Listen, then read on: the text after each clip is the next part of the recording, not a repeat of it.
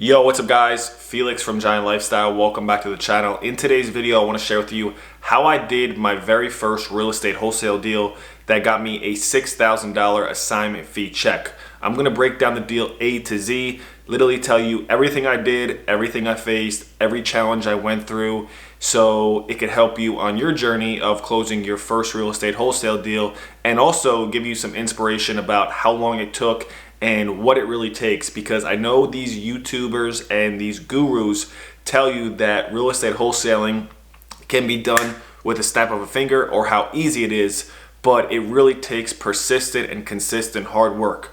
Wholesaling real estate is a strategy that can get you involved in real estate with no money, no experience, no real know-how, and that can allow you to get your capital and your money up with, like I said, no real startup capital, no real experience, no real, seasonedness in order to do deals where you need, in order to do fix and flips and get linked up with hard money lenders, or to buy lots, or buy, fix and flips or long-term rentals. Wholesaling is something that doesn't happen quick, but can happen quick. So anybody that doesn't follow my journey, I own a variety of businesses and I invest the profits into my real estate journey. So I started off wholesaling. From there, kind of leveled up to fix and flip. From there, now do rental property. So if you guys like this video and you guys want to hear about my first fix and flip and then how I got invested into rental properties, let me know in the comments below and I'll make that. But before we get into this video, I want to share with you guys what I currently have in my portfolio. So I have 3 lots. One of those lots comes with a single family. I own the single family. So it is a single family and then a lot right next to it. I also have 2 lots up in North Jersey. I also have 2 duplexes. They're both vacant. I also have 2 families. One is vacant and the other is cash flowing. I made a video on my second channel, Flipping Medical Commodities University, about how the first floor tenant just moved out and we're in the process of cleaning it out, fixing some minor repairs and getting ready for a new tenant. We take care of all our properties and we are not slumlords. We treat our tenants with fairness and respect. So like I said, if you guys want to know about how I got involved in other aspects of real estate investing like fix and flips and my main focus of rental properties, let me know in the comments below. I'll make them. But to get into this video and explain to you how I did my very first real estate wholesaling deal, let's get right into it. So this dates all the way back until almost 2013. Basically, I was away at college. I picked up the book Rich Dad Poor Dad by Robert Kiyosaki. That is a life-changing book. If you have never read it, I highly recommend you buying it after you're done watching this video. I read the book and I immediately decided that I wanted to be a real estate entrepreneur and that I wanted to use the method of real estate wholesaling. So like I said, real estate wholesaling is a method that can get you started very quickly with no experience, no money, and you basically could just jump all in. Now, quick side note, I stopped doing real estate wholesaling after I did this deal. I did one more deal and then I was set to do a massive JV deal. The deal kind of tanked, and because real estate wholesaling doesn't provide cash flow like I look for now with rentals, I actually came across somebody who was doing the business model of buying and reselling diabetic medical commodities, and I kind of transitioned into that because it was a buy and sell. It was a real quick buy and sell. Buy these extra diabetic supplies from people who have extras and flip them.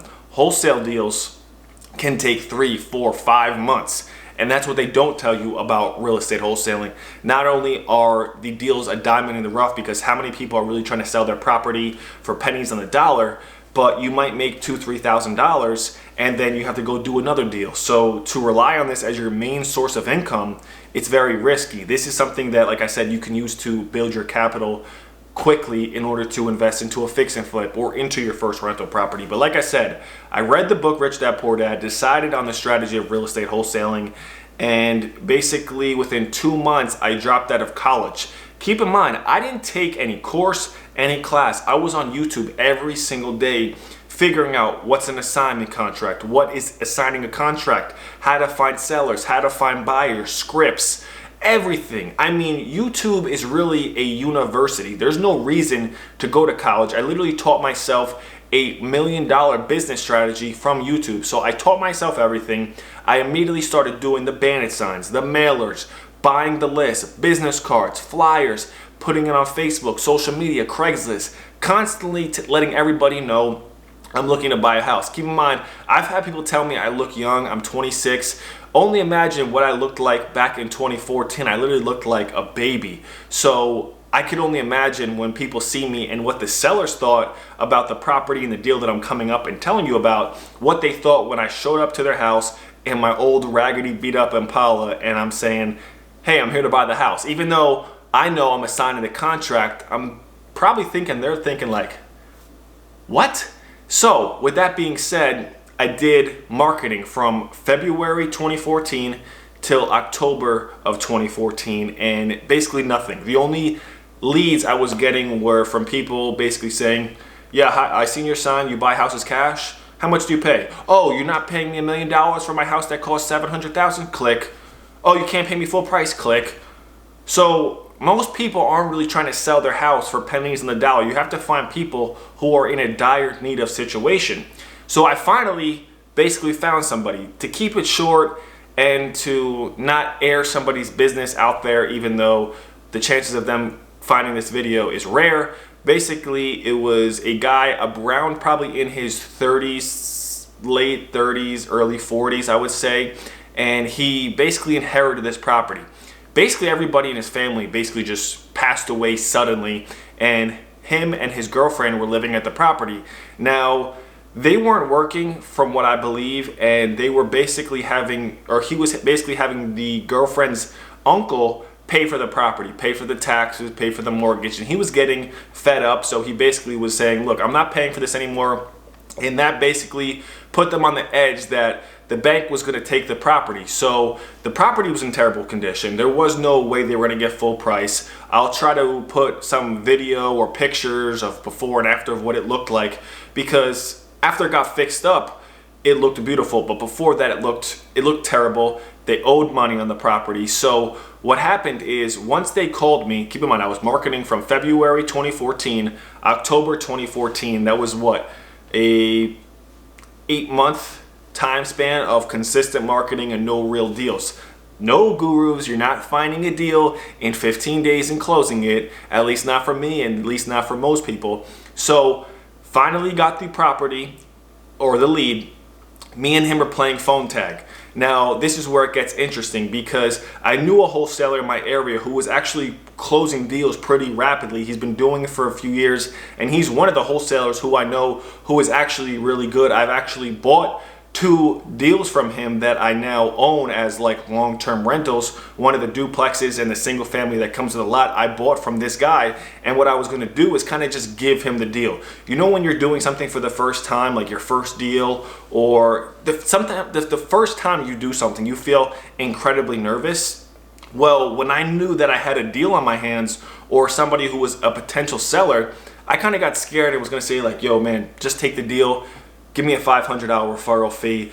But something deep down in my heart said, look, I know I need to push through with this deal. This is going to be my first deal. I need to get this under my belt. And why cut myself short of, you know, 5, 6, 10? And I really could have did the assignment deal for 10, 15, but 6,000 is better than nothing, and I'll tell you why.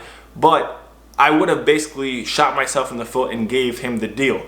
But I didn't. So I got the lead in October of 2014. We're playing phone tag for about a few weeks. I almost gave the deal to this guy, but I finally got the meetup. Now I can't remember if I gave them a soft offer, and a soft offer is basically the concept of, you know, before I go to the appointment, I want to tell them on the phone of, hey, I'm going to be paying between 60 and 100,000. And if they say yes, then you know you got the green light to go meet up. I like to do that for deals. I would suggest that because you don't want to go to every appointment depending on how the rapport is over the phone, because you could be wasting time. So I think I gave him a soft offer. I'm not exactly sure, but I finally got the meetup. And like I said, I can only imagine what they were thinking when I pull up to the property 20 years old. I look younger than I even do now. No facial hair at all. My car is a beat up 2001 Impala, and I'm the buyer, and I could only imagine what they're thinking. But the thing that I did really good was I built rapport very quickly. So I built rapport, and that actually saved my ass in the ending, and I'm gonna explain why, because somebody tried to snake me out of the deal. So I built rapport, we start looking around the property, we start negotiating, and I basically get the property under contract for $85,000. So $85,000, the property ended up selling for $205,000, but I think that if he sat on it for a longer time, he might have been able to sell it for maybe $220,000, $225,000. He was listing it in the winter time, which can play a factor. So he ended up selling it for $205,000, bought it from me for $91,000, put about $50,000 into it, which is about $140, say $10K in closing and holding costs. So he walked away with around a $50K profit spread, which is pretty good. So I get it under contract for $85,000, and now it's the time to start bringing buyers by and finding a buyer that I can assign this contract to.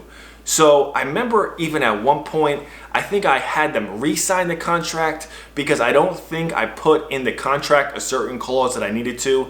And I remember when I went to go do that, the seller started freaking out. His girlfriend was really cool, and she was like, "Don't worry about it. I'm gonna get him to re-sign it." But once I told him, he started to flip out. But I had that real good rapport with them, so I had them re-sign the contract, and there I was again marketing the property to buyers. I put it on Craigslist, I put it on Facebook, I put out bandit signs to sell the property. So you can put out bandit signs to look for properties, but you can also put out bandit signs to sell the property. And I started to get buyers who were interested. I was bringing them to the property because I didn't trust them to go by themselves, to potentially try to bring the seller to the side and say, "Hey, this is a wholesaler, we can cut him out the deal, I can pay you more." I didn't want none of that to happen, so I went with every buyer, and every buyer told me, "Look, this is not a deal.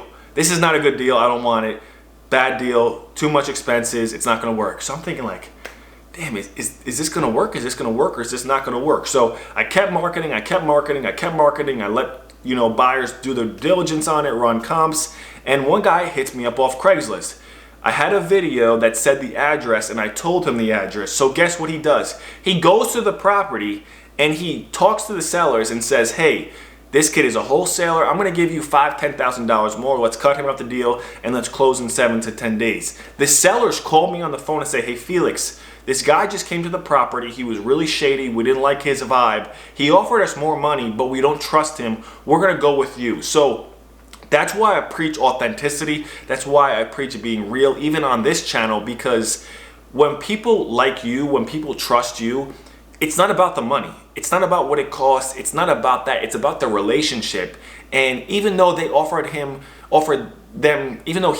them $5,000, $10,000 more, they wanted to do business with me. So that's the power of building rapport. So we kind of squashed that out, and I finally found the buyer. Now, I brought this buyer through. Literally, he walked in, walked down. He wasn't even in the house for an hour. He walked in, walked out, said, "I'll take it." Now I'm like, yes, I got a buyer. I had it under contract for $85,000. I sold it. He's like, "I'll give you 90." I said, "Could you do 91?" He signed the assignment contract. He gave me the deposit for escrow, and we went from there. Now, I could have probably got him to do 95 or 100, because even 50K for repairs and 10K for holding costs, him selling it for 205, he still would have made close to 40, 50,000, but I ended up selling it for 91 and making a 6K spread. Now, the deal's still not done. I got his deposit, I got the assignment contract, I'm bringing it to the title company, and that was sometime in, I think, late November. I got the property under contract. I got the lead in October. I got the property under contract with the sellers in November, and I think I did that with him either early December or late November. We didn't close on the property until January 21st of 2015. So almost, I think it was like 70 days in total from the time I got the deal under contract to actually selling it.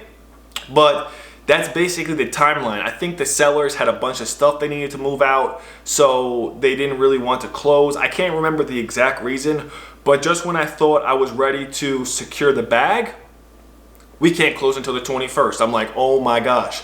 So I finally get to the closing table. I pick up my check. The sellers know how much I make. So if you're doing a small deal, you can do an assignment. If you're doing something where you're gonna make like 20, 30, 40,000, you might not want the seller or the buyer to know how much you make. So with that being said, you could do something called a double closing. I never had to do that for any of my deals. This first deal was 6, the second deal was for 10, but that's basically how I did my very first wholesale deal. And like I said, after that, I did a $10,000 deal, and then I did a fix and flip, and now I do rental property. So if you guys are interested in knowing how I went from, wholesaling to fix and flip to rentals, or if you guys want tips and advice on how to do wholesaling, because it is a strategy, like I said, that can get you started, that can get your capital up to then go there and invest into another business or buy properties or start a trucking business or whatever the case may be. But that's how I did my first deal.